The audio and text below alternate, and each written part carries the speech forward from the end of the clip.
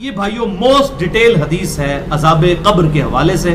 میں اسے word by word پڑھوں گا اوریجنل کتاب سے. سنن ابی داؤد میں 4753 ہے, مسند امام احمد میں جلد 4 صفحہ 287 پر 18557 ہے, اور المستدرک للحاکم میں 107 نمبر حدیث ہے, مشکات میں 1630 نمبر ہے. اچھا, یہ ابو داؤد کی جو اس کی روایت ہے اور مسند احمد کی اس میں آمش مدلس ہے اور ان سے روایت کر رہا ہے, لیکن جو المستدرک للحاکم کی روایت ہے اس میں امام آمش نے اپنی سماع کی تصریح کی ہے اور انہوں نے کہا کہ میں نے حدیث سنی ہے, ان سے روایت نہیں کی بلکہ انہوں نے حدثنا سے کی ہے. المستدرک للحاکم 107 نمبر حدیث میں وہ پڑھنے لگا ہوں ورڈ بائی ورڈ, تاکہ اس کا سوز و گداز جو ہے وہ قائم رہے. برا بن عازب رضی اللہ تعالیٰ عنہ بیان کرتے ہیں کہ ہم رسول اللہ صلی اللہ علیہ وسلم کی مائیت میں ایک انصاری شخص کے جنازے میں شریک ہوئے. ہم قبر تک پہنچ گئے, ابھی اس کی لحد تیار نہیں ہوئی تھی کہ رسول اللہ صلی اللہ علیہ وسلم ہمارے پاس بیٹھ گئے. ہم بھی آپ صلی اللہ علیہ وسلم کے گرد بیٹھ گئے, اس حال میں گویا ہمارے سروں پر پرندے ہیں, یعنی فل اٹینٹو ہو کر آپ صلی اللہ علیہ وسلم کے ساتھ ہم بیٹھ گئے. آپ کے مبارک ہاتھوں میں ایک لکڑی تھی جس سے آپ زمین کو رید رہے تھے. آپ صلی اللہ علیہ وسلم نے سر مبارک اوپر اٹھایا اور فرمایا عذاب قبر سے اللہ کی پناہ طلب کیا کرو. آپ نے 3 بار یہ بات ارشاد فرمائی. پھر آپ صلی اللہ علیہ وسلم نے ارشاد فرمایا, بندہ مومن جب دنیا سے رابطہ توڑ کر آخرت کی طرف متوجہ ہوتا ہے, یعنی جب اس کی موت کا وقت آتا ہے, تو سورج کی طرح چمکتے دمکتے سفید چہروں والے فرشتے جنتی خوشبودار جنتی کفن لے کر اس کے پاس آتے ہیں, حتیٰ کہ وہ حد نظر تک اس کے سامنے بیٹھ جاتے ہیں. پھر ملک الموت تشریف لاتے ہیں حتیٰ کہ وہ اس کے سر کے پاس بیٹھ جاتے ہیں. اچھا, قرآن میں بھی ملک الموت کا نام آیا ہے, سورہ سجدہ کے اندر, احادیث کے اندر بھی. البتہ تورات میں اس کا نام اسرائیل بھی آیا ہے, اور ہمارے اہل سنت کے جو اولین مفسرین ہیں امام طبری رحمہ اللہ المتوفی 310 ہجری, انہوں نے بھی یہ ورڈ استعمال کیا ہے. لہٰذا موت کے فرشتے کو اسرائیل کہنا بھی جائز ہے ہمارے سلف کے ہاں, کیونکہ آج کل بعض لوگ کہتے ہیں اسرائیل نہیں ملک الموت ہی کہنا چاہیے, اسرائیل کا لفظ بھی ثابت ہے. پھر ملک الموت تشریف لاتے ہیں حتیٰ کہ وہ اس کے سر کے پاس بیٹھ کر کہتے ہیں, پاکیزہ روح اللہ کی مغفرت اور اس کی رضامندی کی طرف چل. وہ روح ایسے نکلتی ہے جیسے مشکیزے سے پانی کا قطرہ, بالکل غیر محسوس طریقے سے اس کی روح نکال لی جاتی ہے. اور جب ملک الموت اس کی روح نکالتے ہیں تو باقی فرشتے اسے آنکھ جھپکنے کے برابر بھی ملک الموت کے پاس نہیں رہنے دیتے, بلکہ اسے فوراً اس کے کفن اور اس خوشبو میں لپیٹ دیتے ہیں جو جنت سے لائی ہوتی ہے. پھر اس کی روح کو لے کر بلند ہوتے ہیں, اور فرشتوں کی جس جماعت کے پاس سے وہ گزرتے ہیں تو فرشتے پوچھتے ہیں کہ یہ کیسی خوشبو ہے, تو وہ اس کے دنیا کے ناموں میں سے بہترین نام لے کر بتاتے ہیں کہ یہ فلاں بن فلاں کی روح ہے, حتیٰ کہ وہ اسے آسمان دنیا تک لے پہنچتے ہیں اور اس کے لیے دروازے کھولنے کی اجازت طلب کرتے ہیں. تو جنت کے جو آسمانوں کے دروازے ہیں اس کے لیے کھول دیے جاتے ہیں. پھر ہر آسمان کے مقرب فرشتے اگلے آسمان تک اسے پروٹوکول دیتے ہوئے اس روح کے ساتھ جاتے ہیں, حتیٰ کہ اسے 7ویں آسمان تک پہنچا دیا جاتا ہے. تو اللہ تعالیٰ فرماتا ہے, میرے بندے کا نامہ اعمال علیین میں لکھ دو, جو سورۃ المطففین میں آیا ہے. علیین اور سجین یہ 2 مقامات ہیں. ایمان والوں کی روحیں جو ہے علیین میں ان کا نامہ اعمال لکھا جاتا ہے, اور جو منافقین ہیں مجرم ہیں سجین میں لکھا جاتا ہے. سورۃ المطففین سورت نمبر 83 ہے, پارہ نمبر 30 کے اندر. اور اسے واپس دنیا کی طرف لے جاؤ, کیونکہ میں نے انہیں اسی دنیا سے پیدا کیا اور اسی میں انہیں لوٹاؤں گا, اور پھر دوبارہ اسی سے نکالوں گا. پھر اس کی روح اس کے جسم کی طرف لوٹا دی جاتی ہے. لیکن یہ لوٹنا دنیا کا سا لوٹنا نہیں ہوگا, یعنی وہ لوٹنے کے بعد یہ نہیں ہے کہ ایک مردہ قبر میں کوئی بیٹھ جائے گا ہمیں نظر آئے گا. یہ سب کچھ برزخی معاملات ہوں گے جو میں نے پچھلی دفعہ ڈسکس کیے تھے سورہ فاطر کی آیت نمبر 42 کے تحت, کہ نیند کی حالت میں بھی انسان کی روح قبض ہوتی ہے, لیکن اس کو چٹکی کاٹے تو وہ جاگ اٹھتا ہے. روح کا تعلق بھی رہتا ہے اس حالت میں بالکل اس طریقے سے. یہ ایک ڈیفرنٹ لائف ہے, برزخی لائف.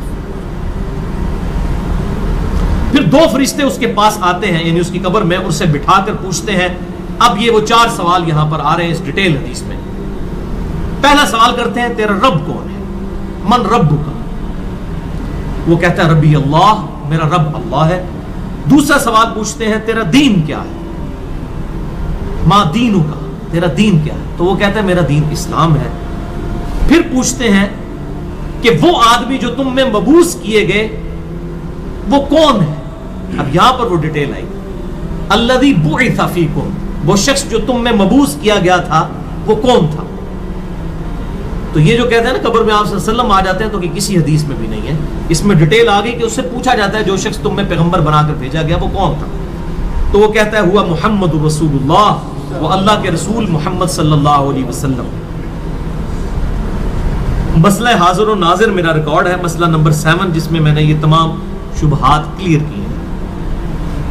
یہ 3 سوالوں کے بعد اچھا جامعہ ترمذی میں ایک حدیث ہے 3120، اس میں الفاظ ہیں کہ وہ پوچھتے ہیں من نبیو کا، تیرا نبی کون ہے؟ اس میں تو آیا نا کہ اس شخص کے بارے میں تیرا کیا عقیدہ ہے، اس میں من نبیو کا الفاظ ہے جامعہ ترمذی 3120. اچھا اللہ کا شکر ہے کہ یہ نہیں پوچھتے تیرا فرقہ کون سا ہے، تو کس امام کی تقلید کرتا تھا، کیڑی مسیتی تو نماز پڑھتا سا ہے.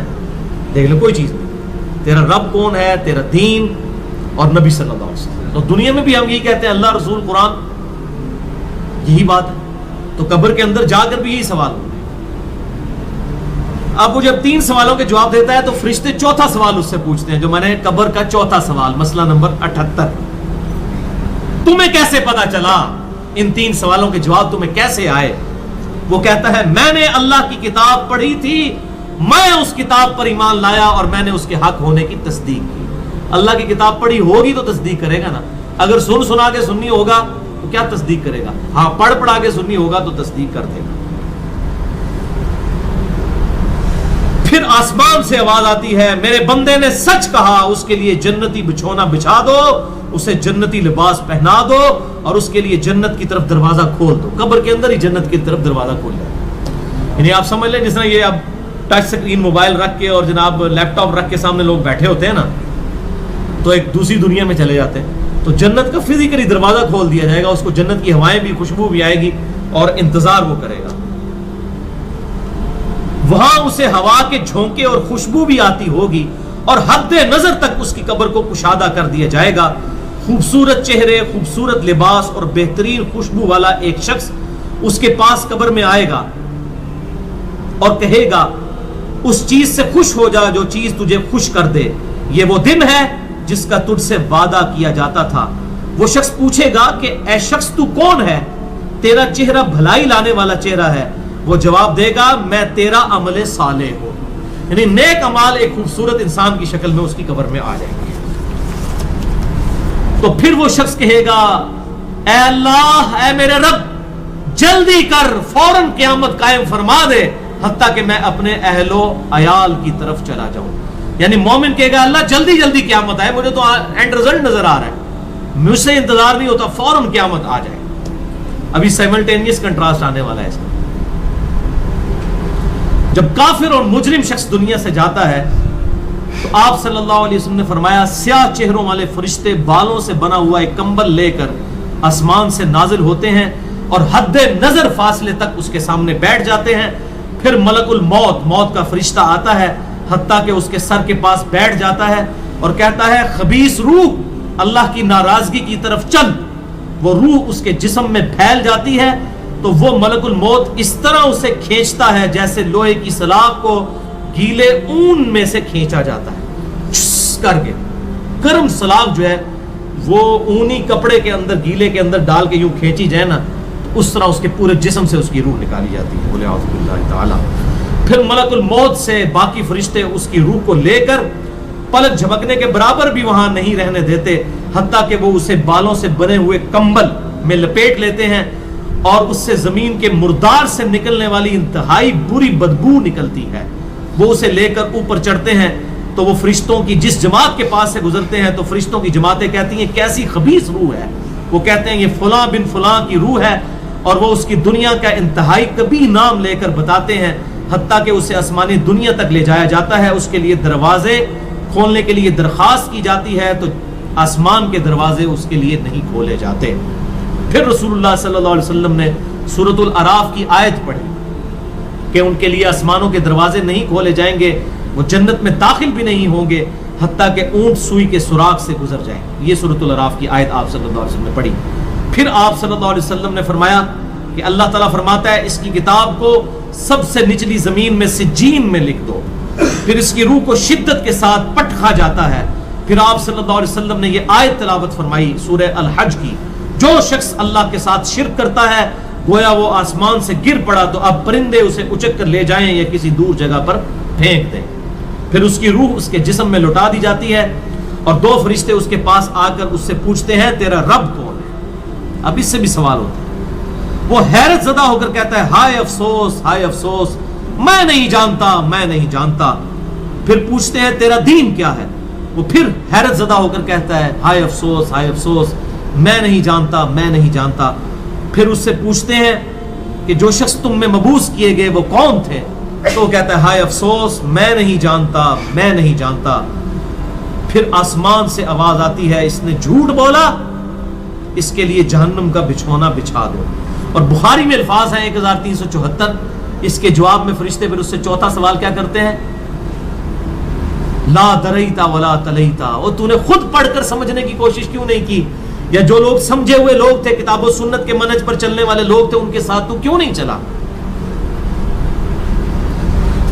अल्लाह ताला फरमाता है इसके लिए जहन्नमी बिछौना बिछा दो, जहन्नुम की तरफ एक दरवाजा खोल दो, वहां से गर्मी और गर्म हवा उसकी कब्र में आती रहेगी। उसकी कब्र को इस कदर तंग कर दिया जाएगा कि इसकी पसलियां एक दूसरे के अंदर दाखिल हो जाएंगी और एक कबीह चेहरे वाला शख्स कबीह लिबास में इंतहाई बदबूदार हालत में उसके पास आएगा और उसे कहेगा तुम्हें ऐसी चीजों की बिशारत हो जो तुम्हें गमजदा कर दें, ये तेरा वो दिन है जिसका तुझसे वादा था। वो पूछेगा तू कौन है, तेरे चेहरे से तो खैर की तवक्को नजर नहीं आती। वो जवाब देगा मैं तेरा खबीस अमल हूं जो तू दुनिया में किया करता था। बात अमल के साथ ही है, सिर्फ कलमा पढ़ना काफी नहीं है, अमल। फिर वो कहता है मेरे रब क़यामत कायम ना करना, ऐ मेरे रब क़यामत कायम ना करना। मोमिन क्या कहता है, क़यामत कायम कर है अल्लाह। अब ये वो हदीस है वो जिस उस आयत को हल करती है जो पिछली दफा एक भाई ने सवाल भी किया था। सूरह यासीन की आयत नंबर है 52। क़ालू या वैलना मन बअसना मिन मरक़दिना, यानी जब कब्रों से निकाला जाएगा मुजरिमों को, वो कहेंगे हाय अफसोस, हमें किसने हमारी कब्रों से बाहर निकाल दिया। तो अल्लाह ताला क्या फरमाएगा, हादा मा वअदर रहमान व सदक़ल मुरसलून, यही है वो जिसका वादा रहमान ने किया था और रसूलों ने सच्चा कहा था। तो कहते हैं जी मुनकरीन अज़ाब कब्र कहते हैं जी वो इंसान क्यों कहते हैं हमारी कब्रों से किसने उठा लिया, तो उस पर अजाब तो नहीं होता। अजाब तो हो रहा है। वो आप देखें इस वो हदीस में क्या कह रहा है, अल्लाह क़यामत कायम ना करना, यानी ये अजाब तो आया, क़यामत आई तो फिर बड़ा अजाब भी मुझ पर आएगा। तो इसीलिए वो उस हैरत ज़दा होगा क़यामत वाले दिन कि अब मेरे ऊपर अगली मुसीबत आ गई, अजाब की चौथी और फाइनल किस्त भी मेरे पर आने वाली है। अल्लाहुम्मा अजिरना मिनन नार। 11वीं हदीस सुनन निसाई में 1834, मिशकात में 1629। अबू हुरैरा रज़ियल्लाहु ताला अन्हु कहते हैं आप सल्लल्लाहु अलैहि वसल्लम ने फरमाया जब मुमिन शख्स की मौत का वक्त आता है तो रहमत के फरिश्ते सफेद रेशम लेकर आते हैं और कहते हैं राजी होने वाली पसंदीदा रूह निकल, अल्लाह की राहत और रिज्क की तरफ चल, रब तुझ पर नाराज नहीं। तो वो बेहतरीन कस्तूरी की खुशबू की तरह निकलती है हत्ता कि वो एक दूसरे से उसे लेकर इस तरह करते करते आसमान के दरवाजों तक पहुंच जाते हैं। तो वो कहते हैं जमीन से ये कैसी पाकीज़ा खुशबू तुम्हारे पास आई है। वो इसे मोमिनों की रूह के पास ले जाते हैं, यानी नेक आदमी की रूह को, जो पहले मोमिन मर चुके हैं उनकी रूहों के पास। तो उन्हें उसके आने पर उससे भी ज्यादा खुशी होती है, यानी मोमिन इंतजार कर रहे होते हैं, वेलकम करते हैं। जैसा कि तुम में से किसी को अपने बिछड़े हुए शख्स के मिलने पर खुशी होती है। तो वो ऑलरेडी जो मुर्दा रूहें वहां पर पहुंची होती हैं, जो मर चुके शख्स जो होते हैं उनकी रूहें, वो नई आने वाली रूह से पूछते हैं फलां का क्या हाल है, फलां का क्या हाल है। फिर वो कहते हैं इसे छोड़ दो क्योंकि ये अभी अभी दुनिया के गम में मुब्तला होकर यहां पर आया है। तो मरने वाला शख्स कहता है कि तुम जिस शख्स के बारे में मुझसे पूछ रहे हो वो तो फौत हो चुका है, क्या तुम्हारे पास नहीं आया। वो कहते हैं इसे तो उसके ठिकाने हाविया यानी जहन्नुम में पहुंचा दिया गया है, और जब کافر شخص کی موت کا وقت آتا ہے تو عذاب کے فرشتے بالوں کا لباس لے کر اس کے پاس آتے ہیں اور اسے کہتے ہیں ناراض ہونے والی ناپسندیدہ روح نکل، اللہ کے عذاب کی طرف چل۔ وہ مردار کی انتہائی بدبو کی صورت میں نکلتی ہے، حتیٰ کہ وہ اسے زمین کے دروازے کے پاس لے آتے ہیں تو وہ کہتے ہیں یہ کتنی بدبودار ہے، حتیٰ کہ اسے کافروں کی روح کے پاس ملا دیا جاتا ہے۔ اب دیکھیں کہ وہ مومن پوچھ رہے ہوتے ہیں، اب میں اس کو ٹرانسلیٹ کر رہا ہوں، برا نہیں منانا۔ وہ مومن کہتے ہیں کہ فلاں شخص کا کیا حال ہے، فلاں بزرگ، فلاں مولوی صاحب، فلاں حضرت صاحب کدھر ہے؟ وہ کہتے ہیں وہ تو جناب کدوں نہ مار بیٹھے تو آڈے کول نہیں پہنچے، اور پھر فرشتے سے جناب اتنے نہیں آئے جو دوزخ ہی تھے، یہ دیکھ لیں۔ یعنی وہ اسی لیے پوچھ رہے ہوتے ہیں کہ تو چل ہم تک پہنچ گیا، فلاں بھی ایک دنیا میں بڑا کوئی مشہور نیک آدمی تھا، وہ کدھر گیا؟ تبھی تو وہ ایکسپیکٹ کر رہے ہوتے ہیں نا اس کو کہ اس کو بھی یہاں پہ آنا چاہیے۔ تو ان کو بتایا جاتا ہے کہ بھئی وہ یہاں پر نہیں، وہ کہیں اور پر ہے۔ 12ویں حدیث جامعہ ترمذی میں 1071 نمبر اور مشکات میں 130 نمبر ہے۔ سیدنا ابو ہریرہ کہتے ہیں نبی صلی اللہ علیہ وسلم نے فرمایا جب میت کو دفن کیا جاتا ہے تو 2 سیاہ فام نیلی آنکھوں والے فرشتے اس کے پاس آتے ہیں، ان میں سے ایک کو منکر اور دوسرے کو نکیر کہا جاتا ہے۔ سیاہ فام نیلی آنکھوں والے خطرناک شکل کے فرشتے منکر اور نکیر۔ پس وہ کہتے ہیں تم اس شخص کے بارے میں کیا کہا کرتے تھے، یعنی نبی صلی اللہ علیہ وسلم کے بارے میں سوال ہوتا ہے تو وہ کہتا ہے وہ اللہ کے بندے اور اس کے رسول ہیں، میں گواہی دیتا ہوں کہ اللہ کے سوا کوئی معبود نہیں اور محمد صلی اللہ علیہ وسلم اس کے بندے اور رسول ہیں۔ وہ دونوں فرشتے کہتے ہیں ہمیں پتا تھا تم یہی جواب دو گے۔ پھر اس کی قبر کو لمبائی اور چوڑائی میں 70 ہاتھ کشادہ کر دیا جاتا ہے۔ یہ 70 کہتے ہیں کثرت، حد نظر تک کشادہ کر دیا جاتا ہے۔ پھر اس کے لیے اس میں روشنی کر دی جاتی ہے، پھر اسے کہا جاتا ہے سو جا۔ وہ کہتا ہے میں اپنے گھر والوں کے پاس واپس جانا چاہتا ہوں تاکہ انہیں بتاؤں کہ میں کامیاب ہو گیا ہوں، لیکن وہ کہتے ہیں کہ تو دلہن کی طرح سو جا جسے اس کے گھر کا عزیز ترین فرد ہی آ کر بیدار کرتا ہے، حتیٰ کہ اللہ تعالیٰ اسے اس کی خوابگاہ سے قیامت والے دن بیدار کرے گا، یعنی اسے لٹا دیا جائے گا، پھر اس پہ وہ کیفیت وہ جنت والی تاری رہے گی، پھر الٹیمیٹلی اللہ تعالیٰ اسے دوبارہ سے زندہ کرے گا۔ اور اگر وہ منافق ہوا تو وہ کہے گا میں نے لوگوں کو ایک بات کہتے ہوئے سنا تو میں بھی ویسے ہی کہا کرتا تھا، یعنی مجھے نہیں پتا، اللہ کی وہ گواہی نہیں دے سکے گا، رسول اللہ صلی اللہ علیہ وسلم کا اقرار نہیں کر سکے گا، میں کچھ نہیں جانتا۔ وہ فرشتے کہیں گے ہمیں پتا تھا تم یہی کہو گے، پس زمین سے کہا جاتا ہے اس پر تنگ ہو جا، وہ اس پر تنگ ہو جاتی ہے حتیٰ کہ اس کی ہڈیاں اور پسلیاں ایک طرف کی دوسری طرف آ جاتی ہیں، یوں بولے اعوذ باللہ تعالی، اور اسے مسلسل عذاب ہوتا رہے گا حتیٰ کہ اللہ اسے خوابگاہ سے دوبارہ زندہ کرے گا، یعنی قیامت تک اس پر وہ اس حالت میں عذاب رہے گا، ہمیں نظر نہیں آئے گا۔ جیسے سویا ہوا شخص ایک ڈراؤنا خواب دیکھتا ہے وہ تکلیف محسوس کرتا ہے، پاس کھڑا شخص نہیں محسوس کر سکتا۔ اور سنن دارمی میں ایک حدیث ہے صحیح سند کے ساتھ، مشکات میں 134 نمبر ہے کہ آپ صلی اللہ علیہ وسلم نے فرمایا 99 اژدہے اس پر، 99 جو ہے خطرناک ڈینجرس قسم کے سانپ اس پر مسلط کر دیے جاتے ہیں جو قیامت تک اسے ڈستے رہتے ہیں، اور وہ اتنے خطرناک اژدہے ہیں آپ صلی اللہ علیہ وسلم نے فرمایا کہ اگر ان میں سے کوئی ایک بھی دنیا پر اپنی پھنکار پھینک دے تو دنیا کی زمین کا بھی سبزہ نہ اگائے، ایسا زہر ہے ان کے اندر۔ بولے اعوذ باللہ تعالی، اللہم اجرنا من النار، اللہم اجرنا من النار۔ یہ بھائیو عذاب قبر کیمرے سے نہیں دیکھا جا سکتا، یہ اللہ تعالیٰ نے پردہ رکھا ہوا ہے۔ 13ویں حدیث جامعہ ترمذی میں 2308، سنن ابن ماجہ میں 4267، مشکات میں 132۔ سیدنا عثمان غنی رضی اللہ تعالیٰ عنہ جب بھی کسی قبر کے پاس سے گزرتے تو اتنا روتے کہ ان کی داڑھی تر ہو جایا کرتی۔ ساتھیوں نے پوچھا حضرت جب دوزخ کا ذکر کرتے ہیں اس وقت تو آپ کی آنکھوں میں آنسو نہیں آتے، لیکن قبرستان آ کر آپ پر ایسی حالت کیوں طاری ہو جاتی ہے؟ تو سیدنا عثمان نے فرمایا کہ میں نے اپنے محبوب صلی اللہ علیہ وسلم سے سنا کہ بے شک قبر آخرت کی منزلوں میں سے پہلی منزل ہے، جو اس میں بچ گیا اگلی منزلیں اس کے لیے آسان ہوتی چلی جائیں گی، اور جسے یہاں پر مشکل درپیش ہوئی اس کی اگلی منزلیں اس سے بھی مشکل در مشکل ہوتی چلی جائیں گی۔ پھر آپ صلی اللہ علیہ وسلم نے فرمایا میں نے قبر سے زیادہ سخت اور برا منظر کبھی نہیں دیکھا۔ تو یہ حضرت عثمان غنی رضی اللہ تعالیٰ عنہ کی وہاں پر یہ حالت ہوتی ہے، اور اس میں کیا الفاظ ہے؟ قبر آخرت کی منزلوں میں سے پہلی منزل ہے، لہذا یہ پرفیکٹ دعا ہے، اللہم ربنا آتینا فی الدنیا حسنہ وفی الآخرۃ حسنہ وقنا عذاب النار۔ یہ مولویوں نے جو اپنے بیچ میں جو ہے وہ انجینئرنگ کرنے کی کوشش کی ہے، وقنا عذاب القبری، وقنا عذاب الحشری، یہ جو بدعت داخل کی ہے، اس کی ضرورت ہی نہیں ہے، کیونکہ عذاب قبر بھی اس میں داخل ہے۔ اس میں الفاظ آپ نے دیکھ لیے کیا ہے، قبر آخرت کی منزلوں میں سے پہلی منزل ہے، تو وقنا عذاب القبری وقنا عذاب الحشری کہنے کی ضرورت ہی نہیں ہے۔ ربنا آتینا فی الدنیا حسنہ وفی الآخرۃ حسنۃ وقنا عذاب النار۔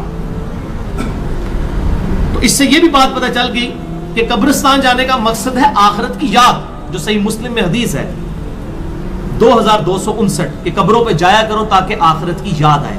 تو سیدنا عثمان بھی دیکھیں قبرستان جا کر وہاں پر آخرت کی یاد کے لیے جایا کرتے تھے، اور یہ حقیقت بات ہے، قبرستان جانے سے ہی انسان کا قبلہ